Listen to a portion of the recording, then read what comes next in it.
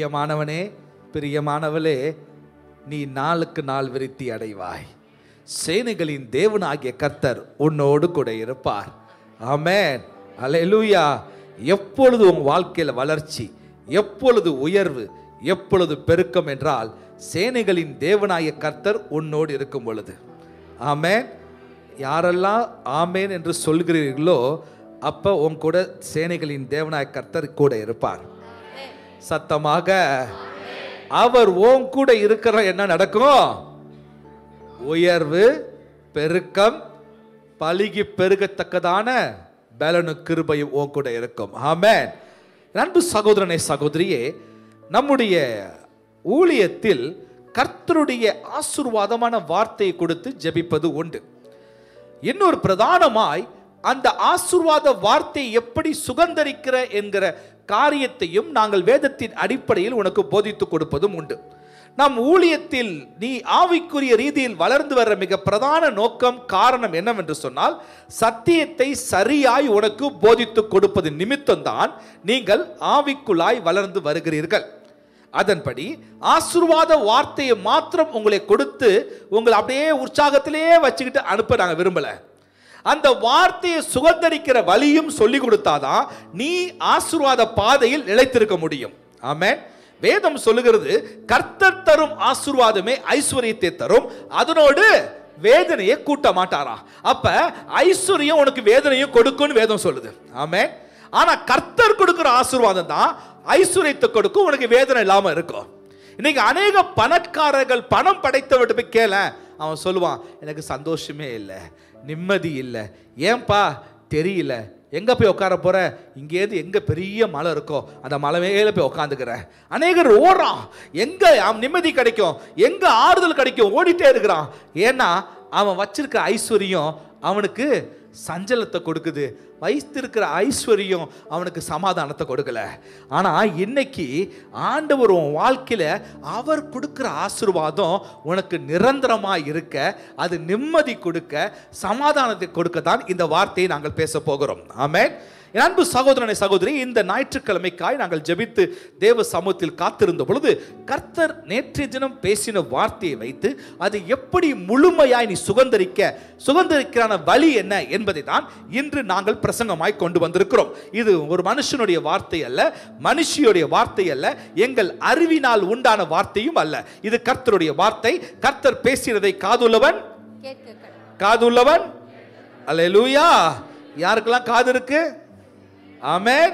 இன்னைக்கு எல்லாம் யாரெல்லாம் கேட்க போறோம்?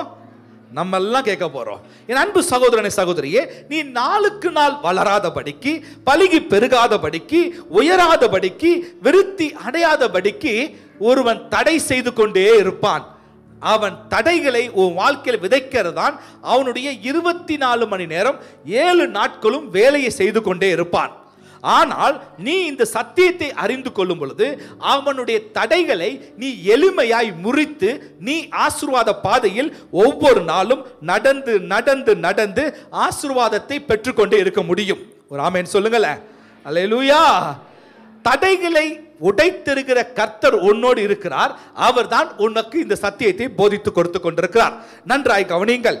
ஓ வாழ்க்கையில எப்பொழுது கர்த்தர் உன்னை விட்டு விலக முடியும்?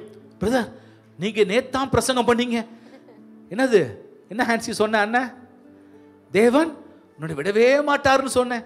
இன்னைக்கு ஆரம்பமே கையை விடுவார்னு சொல்றீங்க. விடுவார். எப்ப கையை விடுவார்? என் அன்பு சகோதரிய, சகோதரனே, உனக்குள்ளாய் பாவம் வரும் பொழுது கர்த்தர் உன்னை விட்டு விலகி சென்று விடுவார். சேனைகளின் தேவனாய கர்த்தர் உன்னோடு கூட இருந்தால் உனக்கு விருத்தி உண்டாகும். மீண்டும் வசனத்தை வாசிக்க போகிறோம். 2 சாமுவேல் 5:10 வசனத்தை கவனியுங்கள். தாவீது நாளுக்கு நாள் விருத்தி அடைந்தான். சேனைகளின் தேவனாகிய கர்த்தர் அவனோடு கூட இருந்தது நிமித்தம் நாளுக்கு நாள் விருத்தி அடைந்தான். அப்ப நம்ம ஒரு பார்ட்டை பார்க்கிறோம். என்னைக்குமே 2 பக்கத்தை பார்க்கணும். ஒரு பேப்பர்ல வெறும் ஒரு பக்கம் 1000 ரூபான்னு எழுதி பிரிண்ட் பண்ணி தம்பி கொடுத்தாங்கன்னா, தம்பி அதை வாங்கி போய் கடையில கொடுத்தா அது செல்லுமா? 2 பக்கமும் அந்த ரூபாவோட பிரிண்ட் சரியா இருக்கணும். அப்பதான் அந்த காசு செல்லாத நோட்டு இல்ல, கள்ள நோட்டு இல்ல, உண்மையான நோட்டு. அதே போல இந்த வசனத்தையும் கவனிங்க. தாவீது நாளுக்கு நாள் விருத்தி அடைய சேனைகளின் கர்த்தர் அவனோடு கூட இருந்தாராம். அவன் நாளுக்கு நாள் விருத்தி அடைய அவனும் கர்த்தரோடு கூட இருந்தான். நல்லா கவனிங்க. நீனும் கர்த்தரோடு இல்லாமல் போனால் கர்த்தரும் உன்னை விட்டு விலகி விடுவார். இன்னைக்கு அநேகர் வாழ்க்கையில ஏங்க சஞ்சலம், ஏன் கண்ணீர்? ஆனா வாக்குத்தத்தம் வருதே, கர்த்தர் இஸ்ரவேலை ஆசீர்வதிப்பதே பிரியம் என்று சொல்லுகிறதே. ஆனால் ஏன் ஆசீர்வாத பாதையில் நிலைச்சு நிற்க முடியல? ஏன் சில நேரங்களில் பலவீனம் நமக்கு வருது? ஏன் சில நெருக்கங்கள்? ஏன் சத்துரு நம்மளை மேற்கொண்டு விடுகிறான்? இதற்கெல்லாம் காரணம் என்னன்னா, இப்போதான் அறிந்து கொள்ள போகிறோம், நம்ம சத்தியத்தை புரிந்து கொள்ள போகிறோம். நீ தாவீது அவரோடு கூட இருந்த நிமித்தம் சேனைகளின் கர்த்தராகிய ஆண்டவரும் தாவீதோடு கூட இருந்தார். இன்னைக்கு நம்ம முடிவு செய்ய போறோம், நான் எப்பொழுதும் சேனைகளின் தேவனாகிய கர்த்தரோடு கூட கரம் பிடித்து நடக்க போகிறேன். நீ எப்ப அவர் கரத்தை பிடிச்சு நடக்கிறியோ அப்போ வாழ்க்கை முழுவதும் ஜே தான், ஜெயம் ஜெயம் தான். ஒரு ஆமென் சொல்லுங்களேன். அல்லேலூயா. ஜே பேர் நம்ம சபையிலிருந்து புதுசா பெருசா கிளம்புது. ஒரு ஆமென் சொல்லுங்க. அந்த ஜெயம் ஜெயம் வேறு, ஜே வேறு. சரியா? ஜெயம் ஜெயம். ஒரு ஆமென் சொல்லுங்களேன்.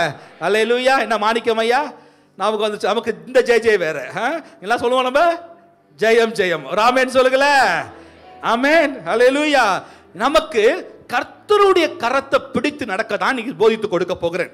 நம்முடைய கர்த்தரோடு நடக்காதபடி நமக்குள்ளாய் பாவம் கிரியை செய்வது நிமித்தம், பாவத்தை நமக்குள்ளாய் சத்துரு விதைப்பது நிமித்தம் அந்த பாவம் உன்னையும் தேவனையும் பிரித்து விடுகிறது. இன்னைக்கு பாவத்தை குறித்தாய் பிரசங்கம் செய்கிற சபைகள் மிகவும் குறைந்து விட்டது. இது மிகவும் வேதனைக்குரிய காரியம்.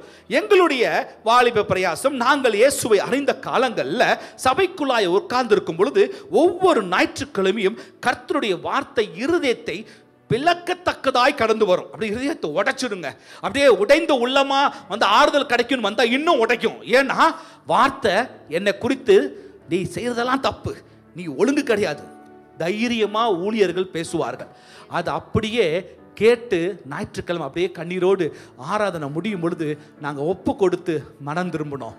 அதனால தான் இன்னைக்கு நான் ஊழியக்காரன் நினைக்கிறேன். ஆனால் இன்னைக்கு எப்படி ஒரு ட்ரெண்டு மாறி போச்சு, எதெல்லாம் குத்துற வசனம் வந்துச்சுன்னா ஈஸியாக ஒரு ட்ரெண்டு வந்துருச்சு. என்ன தெரியுமா ஆபிரகாம் அண்ணா, எங்கே பார்த்தாலும் சர்ச்சு, இந்த சர்ச்சு இல்லைன்னா இன்னொரு சர்ச்சு. இன்றைக்கி இப்படி சர்ச்சை மாற்ற அவன் மனம் திரும்ப மாட்டான். இன்றைக்கி சர்ச்சை மாற்றுறதுக்கு அவன் முயற்சி செய்கிறான். என் அன்பு சகோதரனே சகோதரியே, பாவத்தை குறித்தும் உனக்கு அந்த வார்த்தை உனக்குள்ளாய் கடந்து வந்து உன்னை குத்துச்சுன்னா அந்த இடம் தான் உனக்கு சரியான இடம். ஒரு தாய் தகப்பன் நேசிக்கிறாங்கன்னா கண்டிப்பாக பிள்ளைகளை அடிப்பாங்க, பிள்ளைகளை கண்டிப்பாங்க. ஒரு ஆமேன்னு சொல்ல. யாரெல்லாம் தட்டி கொடுக்குறான்னா அவன் நிச்சயமாக உன் வாழ்க்கையில் அவன் ஆசீர்வாதம், அவன் தட்டி கொடுக்குற காரியம் உன்னை உயர்த்தவே உயர்த்தாது. உன்னை நேசிக்கிறவன் தான் உன்னை கண்டிப்பான், நேசிக்கிறவன் தான் திட்டுவான், நேசிக்கிறவன் தான் அரவணைக்கவும் செய்வான். ஆனால் உனக்கு ஒன்றுன்னா அவன் தான் கண்ணீர் விட்டு பக்கத்தில் நிற்பான். மறந்துடாத. இந்த சபையும் அப்படிதான். உனக்கு சில நேரங்களில் சில வசனங்கள் உனக்கு கடினமாக வந்தாலும் நீ கலங்கி போகாத. நாங்கள் உன்னை நேசிக்கிறோம். ஏன்னா ஆண்டவர் சொன்னபடி நாங்களும் உங்களை நேசிக்கிறோம், கர்த்தரும் உன்னை நேசிக்கிறார். நீ எனக்கு பிரியமானவன், நீ எனக்கு பிரியமானவள், கர்த்தருக்கு நீ பிரியமானவன், கர்த்தருக்கு நீ பிரியமானவள். ஒரு ஆமென் சொல்ல. அல்லேலூயா.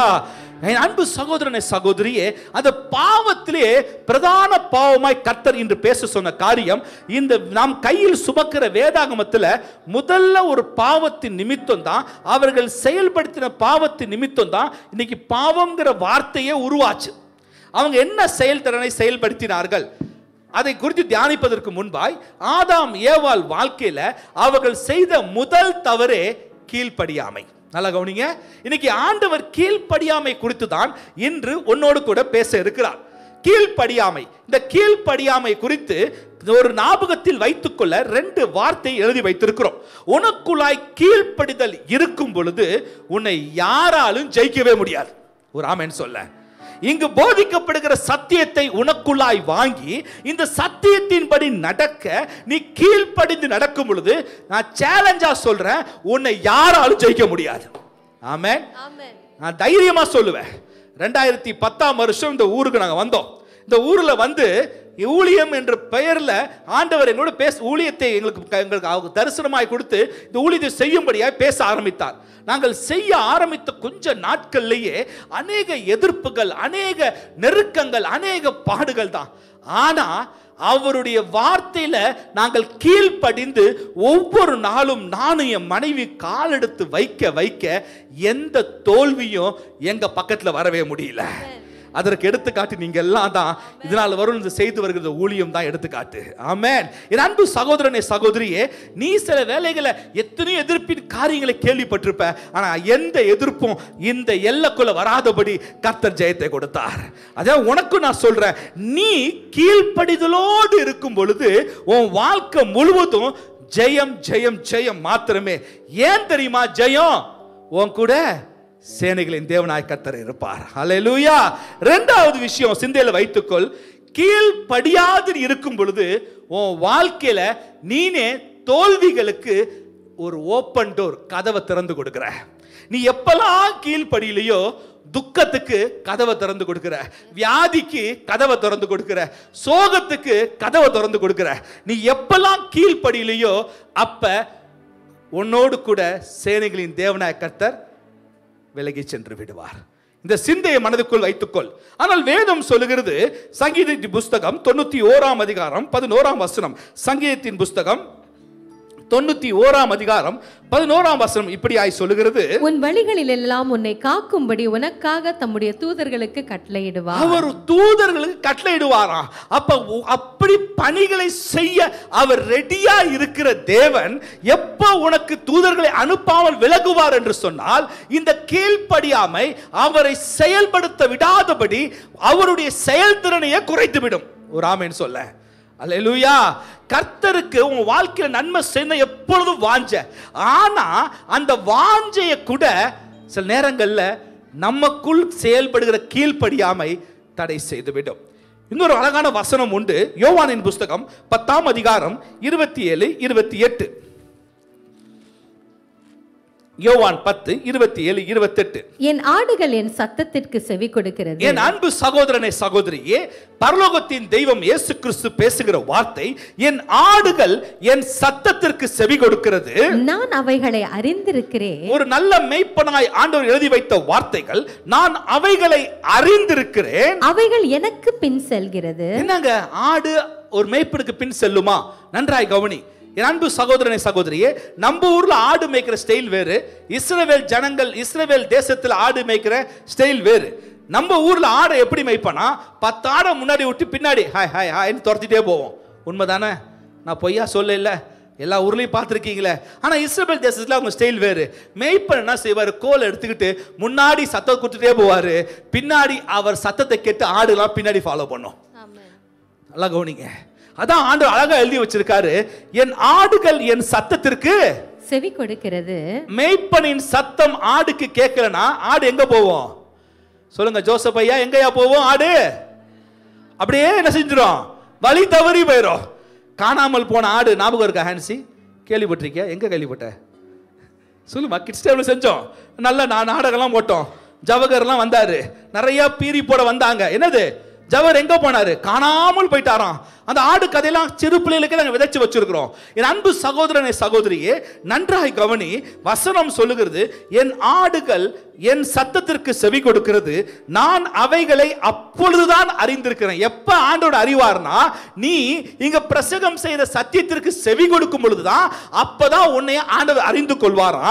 அவைகள் எனக்கு நீ செவி கொடுக்கும் பொழுதுதான் நீ அவருக்கு பின்பாக செல்வாய். அப்படி செல்லும் பொழுது வசனம் என்ன சொல்லுது? தொடர்ந்து வாசிமா. நான் அவைகளுக்கு நித்திய ஜீவனை கொடுக்கிறேன். நீ அவருக்கு பின்னாக போனினா உனக்கு நித்திய ஜீவன் உண்டு. அவைகள் ஒரு காலம் கெட்டு போவதில்லை. அவை ஒரு காலம், இங்க பிரசங்கம் பண்ற ஒவ்வொரு வார்த்தையும் ஒரு நாளும் கெட்டு போகாது. ஒருவனும் அவைகளை என் கையில் இருந்து பறித்து கொள்வதும் இல்லை. ஒன்ன அவர் கையிலிருந்து பறித்து கொள்ளவே முடியாது. ஒரு ஆமென் சொல்ல. இப்போ சத்தியத்துக்கு இடம் கொடுக்க ஆரம்பிங்க. ஏங்க நமக்குள்ள கீழ்ப்படிதல் வருது? இதான் மிக முக்கியமான டாபிக். ஏன் நமக்குள்ள கீழ்ப்படியாமை வருது? கீழ்ப்படிதல் அல்ல, கீழ்ப்படியாமை. ஏன் டிஸ்ஒபீடியன்ட் நமக்குள்ள வருது? ஒபீடியன்ட் வேற, டிஸ்ஒபீடியன்ட். டிஸ்ஒபீடியன்ட் ஏன் வருது நமக்குள்ள? ஏன் இந்த கேரக்டர் நமக்குள்ள வருது? நம்ம எல்லாரும் பிரயாசப்படுறோம் கீழ்ப்படிய தான், ஆனா நம்மள அறியாமலே கீழ்ப்படியாம வந்துருது. அது எப்படி வருது, அதற்கான காரணம் என்ன, அதை சரி செய்ய போறோம் இன்னைக்கு. ஒரு ஆமென் சொல்லுங்களேன். 3 காரியம் வேதத்துல 3 சம்பவங்களை வைத்து தான் நான் பேச போகிறேன். முதல் சம்பவம் நான் ஆரம்பத்தில் சொன்ன வண்ணமாய் முதல் வேதாகமத்தில் பாவம் பிறந்த இடம். ஆதியாகமம் புஸ்தகம் 3ஆம் அதிகாரம் 1 தொடங்கி வாசிக்க போகிறோம். ஆதியாகமம் 3ஆம் அதிகாரம், திருப்பிக் கொள்ளுங்கள். ஆதியாகமம் 3ஆம் அதிகாரம் முதல் வசனம். தேவனாகிய கர்த்தர் உண்டாக்கின சகல காட்டு ஜீவன்களை இந்த சம்பவம் பார்த்தீங்கன்னா ஆதாம் ஏவாளை குறித்து சொல்லப்பட்டிருக்கிறது. ஆதாம் ஏவாள் தெரியுமா எல்லாருக்கும்? யாருக்கு தெரியாது? ஷைனியம்மாக்கு ஆதாம் தெரியுமா? தெரியுமாமா? தெரியுமா? சரி, பக்கத்துல தங்கச்சியை கேளுங்க, உங்க பேத்தியை கேளுங்க. சரி, எல்லாருக்கும் ஆதாம தெரியும். ஆதாம் ஏவாள். இமானுக்கு ஏவாளை தெரியுமா? கமலியை காமிக்கிறீங்க. கமலி ஏன் தங்கச்சிங்க, அது கமலி கிடையாது, ஏவாள் வேற ஒரு அக்கா அவங்க. சரி இருக்கட்டும். ஆதாம் ஏவாள் கதை தெரியும். ஆண்டவர் உருவாக்கிட்டார். ஆனா ஆண்டவர் எல்லா விருட்சங்களையும் படைத்து உருவாக்கி விட்டு ஒரே ஒரு சின்ன கட்டளை கொடுக்கிறார். இந்த ஒரே ஒரு விருட்சத்தை மாத்திரம் சாப்பிடாது, இந்த மரத்துல கணிக்கிற கனிகளை சாப்பிடாதுன்னு சொல்லிட்டார். ஆனா அந்த கட்டளைக்கு மீறி என்ன நடக்குது? என்ன யோகேஷ் தம்பி, அண்ணன் சொல்றது விளங்குதா? சரி, வசனத்தை வாசிமா. தேவனாகிய கர்த்தர் உண்டாக்கின சகல காட்டு ஜீவன்களை பார்க்கிலும் சர்ப்பமானது தந்திரமுள்ளதா இருந்தது. தந்திரமுள்ளதா இருந்துச்சாங்க. அது ஸ்திரீயை நோக்கி நீங்கள் தோட்டத்தில் உள்ள சகல விருட்சங்களின் கனியையும். சரிங்க, ஒரு கேள்வி. இந்த ஸ்திரீ யாருக்காக உருவாக்கப்பட்டாள்? ஆதாமுக்காக இந்த ஸ்திரீ ஏவாள் உருவாக்கப்பட்டாள். ஏவாள் ஆதாமுக்கு உருவாக்கப்பட்டபடினால் ஆதாம் யாருக்காக உருவாக்கப்பட்டான்? ஏவாளுக்காக உருவாக்கப்பட்டான். இப்ப பிரின்ஸ் யாருக்காக உருவாக்கப்பட்ட? ஹான்சிக்கு. ஹான்சி யாருக்காக உருவாக்கப்பட்ட? பிரின்ஸுக்கு. ஆனா என்ன நடக்குதுங்க? மூணாவது ஒருத்த பேச வரான், ஏன் நீ காது கொடுக்குற? இன்னைக்கு அதுதான் அநேகர் மிஸ்டேக்கு. எங்க திரும்ப உன்னுடைய கீழ் படியாம பிறக்குதுன்னா தேவையில்லாம பேசுற இடத்துல தான் கீழ்படியாம பிறக்க ஆரம்பிக்குது. தேவையில்லாத உரையாடல். முதல் பாயிண்ட் என்ன தெரியுமா? Keep your boundary. என்ன பிரதர், நான் யார்ட்டையும் பேசவே கூடாதா? பவுண்டரினா ஒரு எல்லை கோடு. எல்லாத்தையும் பேசு, ஒரு பவுண்டரியை போடு. ஒரு வரைக்கோடை போட்டுக்க, ஒரு லைனை போட்டுக்க. எல்லாவற்றிலும் பழகுவதிலும் உரையாடுவதிலும் எங்க ஆரம்பிக்கணும்? ஃபர்ஸ்ட் பேச்சில் தான் பேச ஆரம்பிப்போம். முதல்ல கை கொடுத்து பேசுவோம், அப்புறம் தோல் மேலே போட்டு பேசுவோம், அப்புறம் கட்டி பிடிச்சி பேசுவோம், அப்புறம் உருளுவோம், ஓடுவோம். என்ன தம்பி, கடைசியில் முட்டி மோதிக்குவோம். கடைசியில் யார் பாவம்? என்ன ஃப்ரெண்ட்ஸு, நான் அப்பயே சொன்னேன் அருண்ட்ட லிமிட் ஆறுன்னு. கேட்டியா? போய் ஒன்னா எல்லாம் உரசி விளாண்டு சண்டை போட்டு எல்லாம் கடைசி சண்டை வந்து எங்கே பஞ்சாயத்து வந்துட்டீங்க? நான் தான் பாவம் கடைசியில். இன்னைக்கு அதான் பழகுங்க. சபையில் உங்களுக்கு முதல்ல சொல்றேன், நீ எல்லாரோட ஐக்கியமா அன்பாயுது. ஆனா அந்த கோட்டை விட்டு தாண்டாத. இங்கு பாத்தீங்கன்னா இந்த ஏவாள் என்ன செய்யறா? அந்த எல்லையை விட்டு தாண்டா. உரையாடல் தவறல்ல, உரையாடல் பவுண்டரியை தாண்டுவதுதான் தவறு. ஆமென். Keep your boundary. எல்லையை தாண்டாத. முதல் காரியம். என்ன நடக்குது இன்னைக்கு? எப்படி பேசும்போது எப்படிலாம் மாட்டிக்கிறோம் பாருங்களேன். முதல்ல பேச ஆரம்பிப்பாங்க. இப்ப 2 சகோதரிகள் என்ன செய்யறாங்க? காலையில் வேக வேகமா ஹஸ்பண்டுக்கு டிஃபன் பாக்ஸ் கட்டிடுறாங்க, பிள்ளைகளுக்கு கட்டி கொடுத்துட்றாங்க, எல்லாம் வீட்டுக்கு போயிடுறாங்க. போன பிறகு கொஞ்சம் ஃப்ரீ டைம் ஆயிடுச்சு. 9 மணி 9:30 ஃப்ரீயா இருக்கும். பைபிள்லாம் எடுக்கிறாங்க. அனுதினம் இயேசுவுடன் எடுத்து வாசிக்கிறாங்க. 5 நிமிஷம். ரொம்ப ஷார்ட் டைம் தான் கொடுத்துருக்கேன். 5 நிமிஷம் வாசித்து முடிச்சிடுறாங்க. நிறைய டைம் இருக்குது. என்ன ஆரம்பிக்கிறேன். என்ன செய்வாங்க அடுத்தது? ஆபரகம் அவனை காமிச்சிட்டாரு. அனுபவஸ்தாலி அவர் சொல்றாரு. வேற ஒன்றும் இல்லை. இல்ல மொத்த அனுபவசாலி சொல்றேன். வயசுல சொல்றக்கா, பக்கத்தை பார்த்து சொல்ற. சரியா? என்ன சொல்றாங்க உடனே? ஒரு காலத்துலலாம் பிராங்க், உன் வயசு காலம் இல்லை, உங்க அம்மாவை கேட்டு பாரு, எல்லாரும் பேசணும்னு வச்சுக்கேன். என்ன செய்வாங்கன்னா, இங்கேருந்து ஒரு 5 வீட்டுக்கு தள்ளி போவாங்க, போய் உட்காருவாங்க. அவன் அம்மா வருவான், இவன் அம்மா வருவா, எல்லாரும் உட்காந்து ஒரு மாநாடு நடக்கும். அது ஒரு நியூஸ் சென்டராகவே இருக்கும். ஆனால் அதுக்கப்புறம் டெக்னாலஜி மாறிச்சு. ஊருக்கு ஒரு ஃபோன் வந்துச்சு. அது போஸ்ட் ஆஃபீஸில் இருக்கும். அந்த ஃபோன் என்ன செய்வாங்க? எப்பா உனக்கு கால் வரும்பா 10 நிமிஷத்துலன்னா ஓடி போய் நிற்பாங்க. அந்த ஃபோனை பார்த்துட்டே இருப்பான், எப்போ பெல் அடிக்குன்ட்டு. அதுலேயும் ஆரம்பத்தில் நல்ல ஞாபகம் இருக்குது. நீங்கள் டிஸ்ட்ரிக்ட் டு டிஸ்ட்ரிக்ட் பேசுனாலே ட்ரங்க் கால்லாம் புக் பண்ணணும். புக் பண்ண அவன் ஒரு லைன் கனெக்ட் பண்ணுவான். அது ஒரு பேசும்போது நீ ஆசைப்படுறோட பேச முடியாது. முதல்ல அந்த டெலிஃபோன் ஆப்ரேட்டர் தான் பேசணும். எப்பா எனக்கு கனெக்ட் பண்ண, எவ்வளோ கடினமான ஒரு காரியமாச்சு பேசுறது. இதெல்லாம் சொல்லிட்டு வந்தா உங்களுக்கு இப்போ புரியும் இப்போ எவ்வளோ ஈஸியாக பேசுகிறோன்ட்டு. அதுக்கப்புறம் 10 வீட்டுக்கு ஒரு ஃபோன் வந்துச்சு. அதுக்கப்புறம் வீட்டுக்கு ஒரு ஃபோன் வந்துச்சு. இன்னைக்கு வீட்டுக்கு 5 ஃபோனு 10 ஃபோன் இருக்குது. ஏன்? வீட்டில் 3 பேர் தானே, என்ன பிரதர் 10 ஃபோன் சொல்கிறீங்க? ஒருத்தன் பிஸ்னஸ்க்கு வச்சுருப்பான், ஒருத்தன் ஒய்ஃபுக்குன்னு வச்சுருப்பான், ஒரே ஆள் தான். அப்புறம் எங்கள் அக்கா அம்மாவுக்கு அப்பாவுக்கு பேசும்போது என் ஒய்ஃபுக்கு தெரியக்கூடாத ஒரு நம்பர் வச்சுருப்பான். எத்தனை நம்பரு? என்னடா இது புது நம்பர் தெரியாமல் சிம் 1 சிம் 2 சிம் 3 வச்சுருப்பான். தெரியாமல் ஒய்ஃபுக்கு அடிக்கும்போது சிம் 2ல் அம்மா நம்பரை தூக்கி அம்மா அப்பாவுக்கு ரகசியமாக பேசுகிற நம்பரை வச்சு டைம் ஃப்ராங்க் திவ்யாவுக்கு அடிச்சிடுறது. அவனே ஃப்ராங்க் யார் புது நம்பரு, ஹலோ யாரே அப்படிங்க திவ்யா. ஏப்பா என்னப்பா யாருங்கிற, புருஷனே மறந்துட்டியா? யோ நீ எந்த நம்பர் இல்லையா வர நீனு?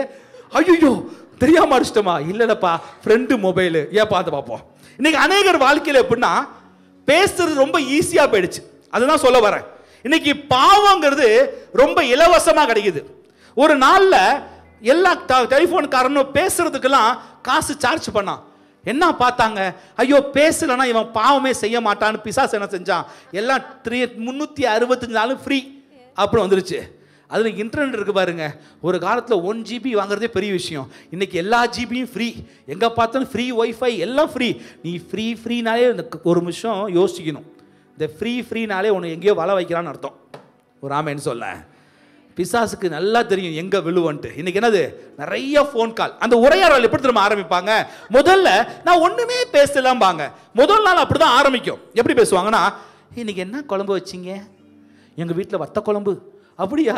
எங்கள் வீட்டில் நெத்திலி மீன் வாங்கிட்டு வந்தாங்க, அது அப்படியே ஆஞ்சு. ஓ அப்படியா, அது எங்கே பார்த்தீங்க? நான் ஷைனி அம்மா கிச்சனில் பார்த்தேன், நீங்களும் பாருங்களேன். ஓ அப்படியா, சப்ஸ்கிரைப் பண்ணிடுங்க. ஓ அப்படியா, அவங்க எங்கள் சர்ச் மெம்பர் தான். அப்படி வர என்னது, இதெல்லாம் அப்படிதான் ஆரம்பிக்கும் முதல் டாக்கு. ரெண்டாவது, நான் பால்சாமியா சொல்கிறது உண்மையா இல்லையா? உண்மைதான். இப்படி தான் ஆரம்பிப்பாங்க. முதல் பேச்சு இப்படி தான் ஆரம்பிக்கும். ரெண்டாவது ஆரம்பிப்பாங்க, உங்கள் பிள்ளைங்களை என்ன பண்ணுறாங்க? ஏன் உங்கள் பிள்ளைங்களுக்கு என்ன கல்யாணம் பண்ணலையா? எப்போ கல்யாணம்? இப்படி தான் டாக் ஆரம்பிக்கும். அடுத்தது கொஞ்சம் கொஞ்சமாக சொல்லுவாங்க, உங்கள் குடும்பத்தை பற்றி தெரிஞ்சிருவாங்க. 3ஆம் நாள் பேசும்போது விசாரிப்பாங்க. அப்புறம் உங்கள் பையன் வேலைக்கு போயிட்டாரா? அப்புறம் உங்கள் மருமக என்ன சொல்லுச்சு? உங்கள் மருமக ஒழுங்காக சம்பளம்லாம் கொடுக்குதா? அப்படி பொறுமையாக அப்படியே ஆரம்பிக்கும். 4ஆவது, அவங்க தான் ஆலோசனை கர்த்தரா உங்கள் குடும்பத்துக்கு மாறிடுவாங்க. நீ என்ன செய்வ? தலையாட்டுவ. இங்கே சொல்கிற வார்த்தைக்கு தலையாட்டவே மாட்டோம். ஆனால் அங்கே அவன் சொல்கிறதுக்கெல்லாம் நீ சொல்கிறது கரெக்ட் தான், இன்றைக்கி வரட்டும் என் மருமக, அவளை ஒரு வழி பண்ணுறேன் நான், என் புருஷனுக்கு வரட்டும். இப்பெல்லாம் நடக்குதா? எவன் வீட்லேயும் நடந்திருக்கும் ஏதாவது, அதை உன் காதில் சொல்ல, அப்படியே உன் புருஷனையும் அதே நினச்சிட்டு உட்காந்துருப்ப. இன்றைக்கி அநேக காரியமே பேச்சில் தான் பாவம் ஆரம்பிக்குது. இங்கே ஏவாள் ஒரு பவுண்டரியை போடாதனால இதில் மாட்டிக்கிட்டா. ரெண்டாவது, இன்றைக்கி சபைக்குள்ளே நிறைய பேசுகிறோம். எப்படி பேசுகிறோன்னா, சபையில் கால் பண்ணுறோம், பேசுகிறோம். இன்னைக்கு கேட்டியா, இன்னைக்கு செய்தியை பற்றியா, எல்லாமே என்னே தான் சொன்ன மாதிரி இருந்துச்சு, நீ என்ன ஃபீல் பண்ணுற? ஆமாக்கா நீ சொல்கிறது கரெக்டாங்க்கா, அப்பயே நினச்சேங்க்கா, அண்ணன் பேசும்போது என்னையே தான் கை காமிச்சுக்கா, உங்களை தான் கை காமிச்சு பேசினாரு, இன்னும் கொஞ்சம் ஏற்றி விடுறது. ஏன்பா எனக்கு ஏன்னாப்பா, உங்களை நேசிக்கிறேன்ப்பா, கர்த்தர் நான் சொல்கிறத பேசுகிறேன்ப்பா, நீ சோதித்துப்பார். இங்கே பாரு, ஏவாள்கிட்ட அவன் பேசுனதை ஏவாள் கட் பண்ணியிருந்தானா இன்னைக்கு நீ நானும் பாவிங்கிற பட்டத்தோடு வாழ்ந்துருக்கவே மாட்டோம். தேவையில்லாமல் பேச ஆரம்பிச்சது. அடுத்தது பார்த்தீங்கன்னா, இந்த உறவு என்ன செய்யும்னா, சபைக்குள்ளே சொல்லியிருக்கோம் என்றைக்குமே, சபையில் நல்லா பழகு, நல்லா பேசு, பவுண்ட்ரி வச்சுக்கன்னு. ஆனால் என்ன செய்கிறோம், நம்ம கொஞ்சம் பேசுவோம், பிரதர் பார்க்குற திரும்பிக்க, சிஸ்டர் பார்க்குறாங்க, பிரின்ஸ் பார்க்குது திரும்பிக்க, நம்ம இங்கே ஐக்கியத்தை வச்சுக்க வேண்டாம், வெளியே போய் வச்சுக்குவோம். வச்சு, இமானுவேல் ஸ்டீஃபன் நாளைக்கு உங்கள் வீட்டுக்கு ஐக்கிய விருந்துக்கு வரேன், அங்கே போகிறது. புதுசாக வந்து ஆத்மாவை டார்கெட் பண்ணி வீட்டுக்குள்ளே போய் உட்கார்றது, உட்காந்து எல்லாம் சப்பாத்தி சாப்பிட்றது. சாப்பிடும்போது என்ன சப்பாத்தி இவ்வளோ கேவலமாக இருக்குது அப்படி யார்கிட்ட அவங்கள்ட்ட சொன்னாலும் பரவாயில்ல, வந்து யார்கிட்ட மேலின்ட்டு வந்து சொல்கிறது. மேலும் என்ன சொல்லுவாங்க, ஓ அப்படியா, வந்து மேலும் என்ன சொல்லுவாங்க, இமானுவேல் ஸ்டீஃபன் நேற்று அந்த ஃபேமிலி உங்கள் வீட்டுக்கு வந்தாங்களாமே, சப்பாத்தி சைக்கிளையாமே. என்னது இதெல்லாம், என்னது அப்பா? திருப்பியும் சொல்கிற, சபைக்குள்ளே உன் ஐக்கியம் நல்லா இருக்கட்டும், சபைக்குள்ளே வச்சுக்க, வீட்டில் பவுண்ட்ரியை போடு. வீட்டில் பவுண்டரியை போடு. நாளைக்கு உன் குடும்பத்துக்கும் அந்த குடும்பத்துக்கும் பஞ்சாயத்துனா பஞ்சாயத்து தலைவரே நான் தான். நான் தான் பாவம், எனக்காக என் மனைவியும் பாவம். தயவு செய்து எனக்கு தலைவர் போஸ்டிங்லாம் தராதிங்க, என் குடும்பமாகவே எனக்கு இருங்க. நீங்கள் அன்போட பழகுங்க, அன்போடு பேசுங்க. எல்லாத்துக்கும் மேலே இன்னொரு கேட்டகரியும் இருக்காங்க. எப்படி தெரியுமா? சபையில் உற்சாகமாக ஓடுற குடும்பத்தோடு ஐக்கியமே வச்சுக்க மாட்டாங்க. சபையில் இங்கேருந்து கழட்டிட்டு போனது, வேண்டா வெறுப்பாக போனது, அதை பார்த்துக்குவாங்க. ஆனால் அந்த ஆளுங்களோட நம்மளால என்ன செய்வான், அது அமைதியாக கூட இருக்கும். இது இங்கேருந்து வாட்ஸ்அப்பில் ஹாய், இல்லை பிடிஎல்னா என்னது, பிரைஸ் தி லார்ட். ஒன்று அது என்னமா செய்யும், உனக்கு வந்து ஹாய்லாம் சொல்லாது, ஒரே ஒரு வசனத்தை அனுப்பும், டாயிங்னு போடும். அப்படியே சொல்லுவா, ஓ ஆண்டவர் என்னோடு பேசி விட்டார். அவர் என்னைக்கு பிரிந்து போகிறானோ அவன் சேர்க்கிறவனுக்கு கூட்டத்தில் இருக்கவே மாட்டான். தயவு செய்து சில வேலைகளில் இங்கிருந்து போனவங்க நல்லா இருக்கட்டும், நான் யாரை குறித்து குறை சொல்ல மாட்டேன். எல்லா சபைகளும் நடக்கிறது தான் அது. எல்லாருமே ஒன்றா இருக்குன்னு ஆசைப்படலை. நான் கர்த்தர் வச்சிருக்கிற ஆத்மா எனக்கு இருக்கும். சரியா? நான் பிரின்ஸ் வேணும்னு கேட்டதே இல்லை, ஆண்டவர் தான் கொடுத்தார். அதே போல் எல்லா ஆத்துமாக்களும் கர்த்தர் என் கையில் கொடுத்துருக்கார், என் மனைவி கையில் கொடுத்துருக்கார்.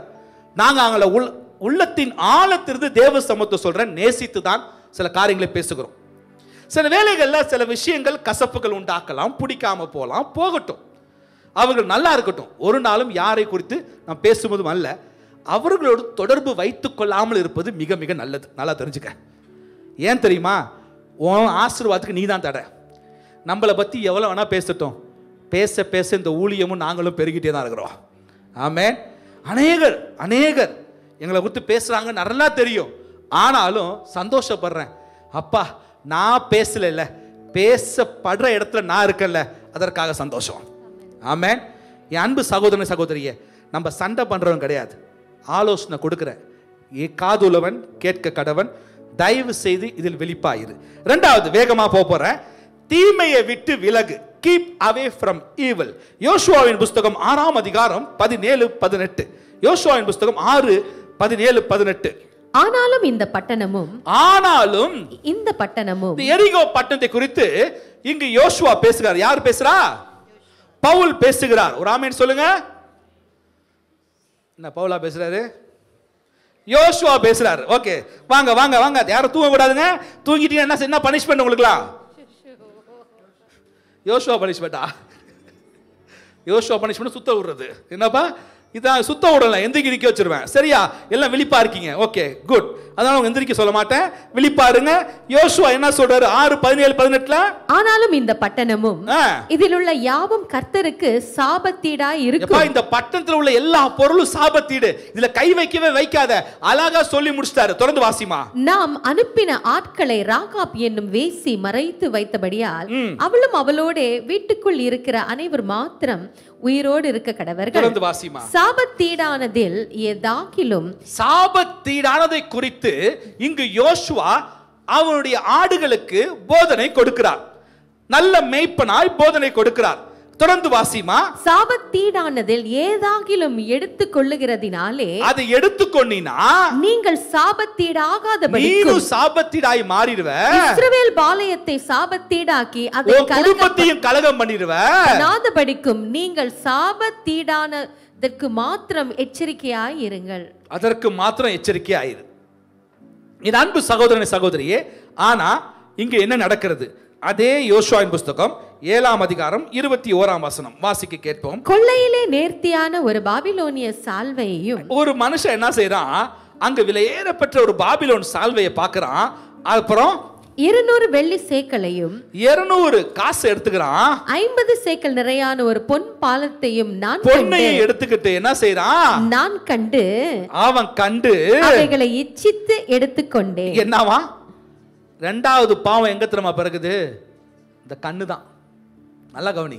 நாக்கு அடுத்தது கீழ்ப்படியாம எங்க தெரியுமா வருது? ஒரு இச்சை.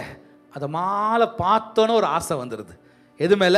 ஐயோ அழகான பாபிலோன சால்வை, ஐயோ வெள்ளி, ஐயோ பணம் பணம் பணம் பணம் தான் எல்லா தீமைக்கும் வேறு. அதுக்காக பணம் தேவையில்லைன்னு சொல்லலை. எனக்கும் பணம் வேணும், உனக்கும் பணம் வேணும், இந்த ஊழியத்தை நடத்தவும் பணம் வேணும், கரண்ட் பில்லு கட்டவும் பணம் வேணும். கரண்ட் ஏறிட்டே போகுது, எல்லாம் ஏறினாலும் காசு வேணும் தான். ஆனால் நோக்கம் எங்கே இருக்குது? நமக்கு நோக்கம் எங்கே இருக்குது? இன்னைக்கு ரெண்டாவது, இந்த ஊழியத்தில் 7 சபையை குறித்து பிரசங்கம் செய்தோமா இல்லையா? 7 ஜாதிகளை குறித்து பிரசங்கம் செய்தோமா இல்லையா?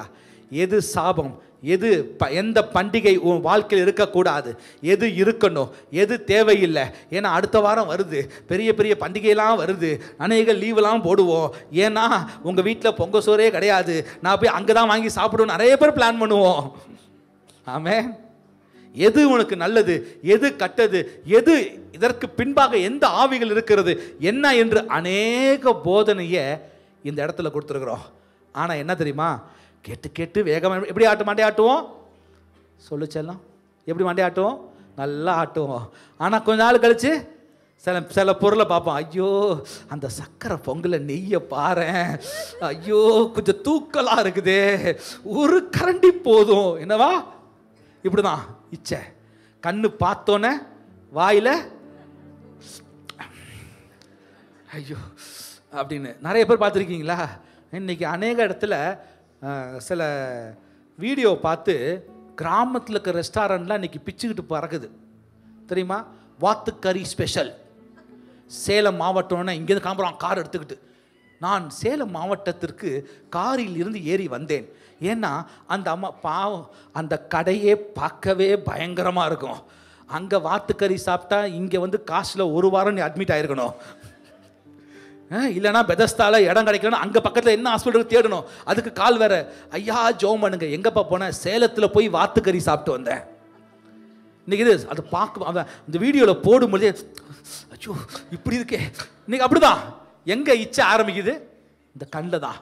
அதுலேயும் கையிலேயே கொடுத்தாச்சு. இங்கே காதில் வைக்கிறோம், இப்படி கையில் வச்சுக்கிறோம். இச்சை ஈஸி, இலவசம். எது மாத்திரம்? பாவம் இலவசம். கீழ்ப்படியாமல் எங்கே பிறக்குது? இங்கே பிறக்குது. என்ன இந்த அண்ணாச்சி எப்போ பார்த்தாலும் இப்படியே பேசுகிறாரு, ஆனால் இந்த அண்ணாச்சி சூப்பராக பேசுகிறாரு, கேட்க நல்லா இருக்கு, இந்த செய்தியே கேட்போம். இன்னைக்கு அநேகர் அப்படி தான் மெசேஜ்லேயும் ஃபில்டர் பண்ணுறாங்க. ஏன்னா அவன் ஆசைக்கு ஏற்ற மாதிரி யாரெல்லாம் பிரசங்கம் பண்ணுறானோ அவன் நல்ல ஊழியக்காரன். ஏன்னா அநேக ஆசை உள்ளே இருக்குது. சத்தியத்தை கேட்குறோம், இந்த ஆசையெல்லாம் ஓரம் கட்டுறோம்.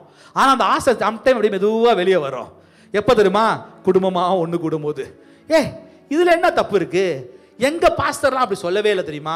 இதெல்லாம் வச்சுக்க போட்டுக்க, 28 பிரசங்கம் பண்ணல அன்னைக்கு, அதுக்கெல்லாம் நிறைய பேர் காது கொடுத்து கேட்டிருப்போம். ஆனால் எப்படி இங்கே தான் வரும்? எங்கே எப்போ? ஆசை அப்படி உள்ள அப்படியே ஆமாம்ல. ஏன்னா உள்ளனது ஆசை. கண்ணு பார்க்குது, ஆமாம்ல இவங்களும் வச்சுருக்காங்க, ஆனால் இவங்க வர காரு நம்ம காரை கட்டிலும் பெஸ்ட்டாக தான் வச்சுருக்குறாங்க, அவங்களுக்கு என்ன குறை? என் சகோதரனே சகோதரியே, உன் வாழ்க்கையில் கீழ்ப்படியாமல் தோல்வியை மாத்திரம் கொடுக்கும். இஸ்ரவேல் ஜனங்களை யோசிச்சு பாருங்களேன். அவங்க ஒரு அடிமையாக எங்கே இருந்தாங்க? எகிப்தில் இருந்தாங்க. அவனுக்கு யுத்த களம் தெரியுமா? எப்படி போர் செய்யணும் தெரியுமா? எதுவுமே தெரியாது. ஆனால் அவன் ஜெயத்தை மாத்திரம் சுதந்திரிச்சு வந்தான். ஏன் தெரியுமா? சேனைகளின் தேவனாய் கர்த்தர் அந்த இஸ்ரவேல் ஜனங்களோடு கூட இருந்தார். என்னைக்கு கர்த்தர் இந்த ஜனங்களை விட்டு விலகினாரோ அன்னைக்கு ஆயி பட்டணம், சின்ன பட்டணங்க, அங்கே போய் தோல்வியை சந்திச்சான். உன் வாழ்க்கையில் தோல்வியே இருக்கக்கூடாது. முதல் காரியம், நாவில் கீழ்ப்படியாமை பிறக்கும், கண்களின் இச்சையினால கீழ்ப்படியாமை பிறக்கும். தயவு செய்து எச்சரிக்கையாக இருங்கள். அதில் விசேஷமாக சபைக்கு ஒரு ஆலோசனை கொடுக்குறேங்க. இது பல முறை வருஷந்தோறும் கொடுக்குற ஆலோசனை தான். சபைக்குள்ள பணம் கொடுத்தல் வாங்கல் இருக்கவே வேண்டாம். நல்லா கவனி. நீ யாருக்காவது உதவி சரியா, அவங்க திருப்பி கொடுப்பாங்கன்னு எதிர்பார்த்து கொடுக்கலனா கொடு, உன்னால முடியலன்னா கொடுக்காத. நாளைக்கு கொடுத்துட்டு இல்லை வட்டிக்கு, தயவு செய்து சபைக்குள்ள வட்டிக்கு விடவே கூடாது. ஒரு ஆமேன்னு சொல்லுங்களேன். அல்லேலூயா. வட்டி கொடுக்கறதே தவறு வேதம் சொல்லுது. பிரதர் அப்போ அது குறித்து விளக்கங்களை வேணும் என்ற கேளுங்க. நான் பர்சனலாக சொல்கிறேன். என் அன்பு சகோதரனை சகோதரியே, சபைக்குள்ள வட்டி கொடுக்கக்கூடாது. சபைக்குள்ள கொடுக்கல் வாங்கல் வச்சுக்காத. அது உன் சொந்தக்காரனாக இருந்தாலும் சபைக்குள்ள வச்சுக்காத. ஒரு ஆமேன்னு சொல்லுங்க. நல்லது, அதுதான் நல்லது. நீங்கள் இல்லவே ஒருத்தர் திடீர்னு பிரின்ஸை பார்க்குறேன், ஐயோ பழைய சட்டை போட்டிருக்காரு, இன்றைக்கி பிரின்ஸுக்கு ஒரு 500 ரூபா கொடுத்து ஒரு சட்டை வாங்கணும் அப்படின்னு மனமுகர்ந்து 500 ரூபா கொடுத்துட்டு நான் அடுத்த வாரத்தில் அவரையே பார்க்கணும். என்னது, நான் கொடுத்த 500 ரூபா அவர் கேட்கல, கொடுத்துட்டு அவர் முஞ்சியே பார்க்குறது, எப்போ 500 ரூபா கொடுப்பேன், எப்போ 500 ரூபா கொடுப்பேன் அப்படின்னு. இன்றைக்கி அநேக தப்பு தான் செய்கிறோம்.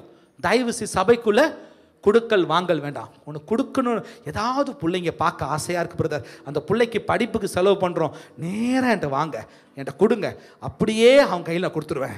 நான் ஒரு 10% எடுத்துக்கணும் நினைக்காதீங்க நீங்கள், சரியா? நம்ம ஊழியம் நிறையா கொடுக்குறோம், அது நம்ம என்றைக்குமே சொல்கிறது இல்லை, எதுக்குமே சொல்கிறது இல்லை. ஏன்னா இந்த கைக்கு கொடுக்க இந்த கைக்கு தெரியக்கூடாது. அதுதான் நாங்கள் செய்கிற பாலிசி. எங்களுக்கு ஃபோட்டோ போட்டு ஃப்ரேம் போட்டு வைக்கணும்னா இங்கே ஃபோட்டோவே பத்தாது, நிறைய வைக்கலாம். எங்களை பிரபலப்படுத்த நாங்கள் விரும்பலை. எங்களை எவ்வளோக்கோளோ மறைக்கிறோமோ, கர்த்தரை எவ்வளோக்கோளோ வெளியே கொண்டு வருமோ அவ்வளோக்கோளோ இந்த ஊழியம் பழகி பெருகும். ஆமென், ஹல்லேலூயா. மனதில் வைத்துக் கொள்ளுங்கள். மூன்றாவது, வேகமாக சொல்லி முடிக்க போகிறேன். மூன்றாவது, முதல் காரியம் கீப் யுவர் பவுண்டரி, எல்லையை காத்துக்கொள். ரெண்டாவது கீப் அவே ஃப்ரம் ஈவில், தீமையை விட்டு விலகு. மூன்றாவது கீப் யுவர் அனாயிண்டிங், உன் அபிஷேகத்தை காத்துக்கொள். வசனத்தை எடுத்துக்கொள்ளுங்கள். 1 சாமுவேல் புஸ்தகம் 3வது சம்பவம் 15ஆம் அதிகாரம் 22-23. அதற்கு சாமுவேல் கர்த்தருடைய சத்தத்திற்கு கீழ்ப்படுகிறதை பார்த்து. யார் அந்த சாமுவேல்? சாமுவேல் குறித்து யாராவது தெரியுமா தெரியாதா? சவுலை குறித்து தெரியுமா தெரியாதா? ஆமா பிரதர், சவுலா இருந்தார், பவுலா மாறிட்டார், அப்படிதானே?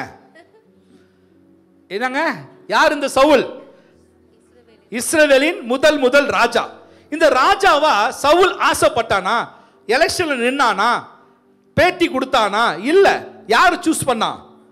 கர்த்தர் சூஸ் பண்ணார். யார் அபிஷேகம் பண்ணார்? சாமுவேல் தீர்க்கதரிசி அபிஷேகம் பண்ணார்.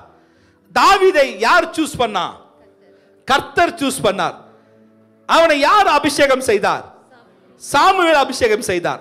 ஆனால் சவுல் விழ காரணம் என்ன? தாவீது நிற்க காரணம் என்ன? இதான் மிக முக்கியம். இங்க சவுல் அவன் வாழ்க்கையில கீழ்ப்படிஞ்சாங்க, ஆனா முழுமையான கீழ்ப்படிதல் இல்லை. இன்னைக்கு அநேகர் அப்படிதான் கீழ்ப்படுகிறோம்.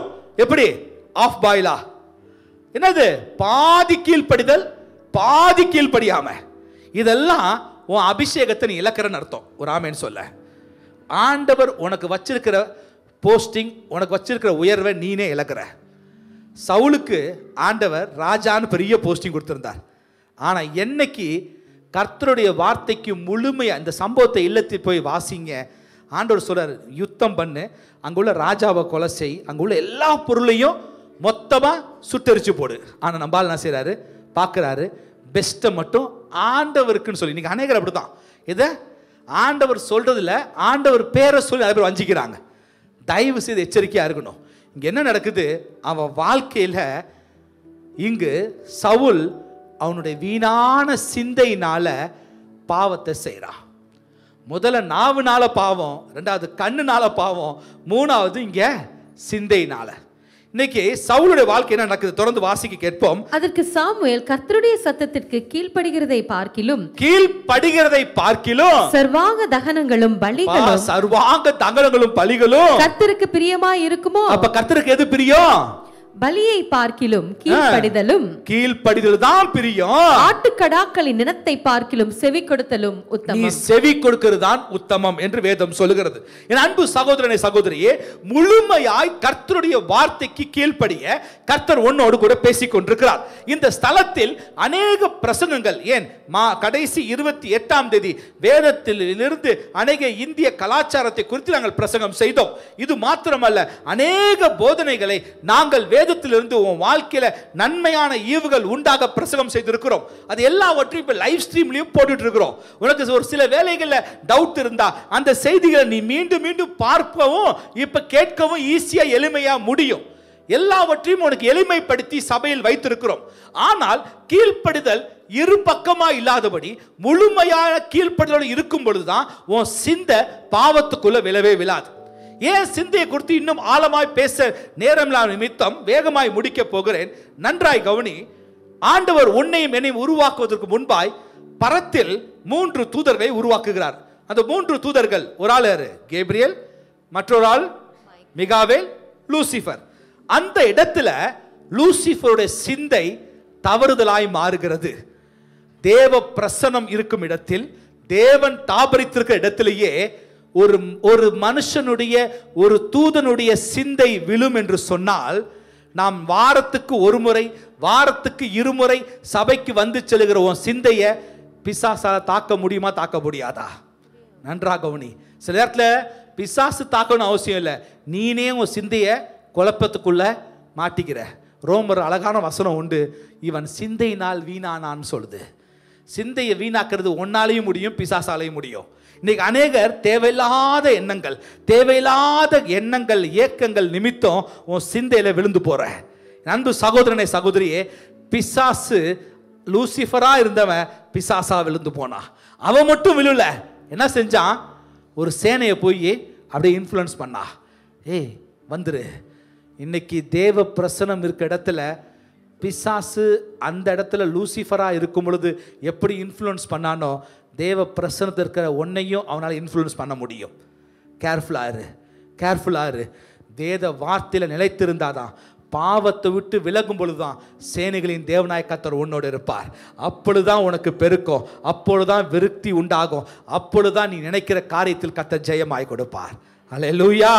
3 காரியம். Keep your boundary, keep away from evil, keep your anointing. எல்லையை நீ வரைந்து கொள், தீமையை விட்டு விலகு, உன் அபிஷேகத்தை காத்துக்கொள்.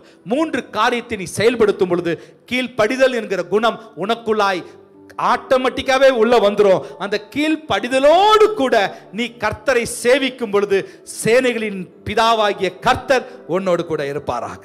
ஆமென்.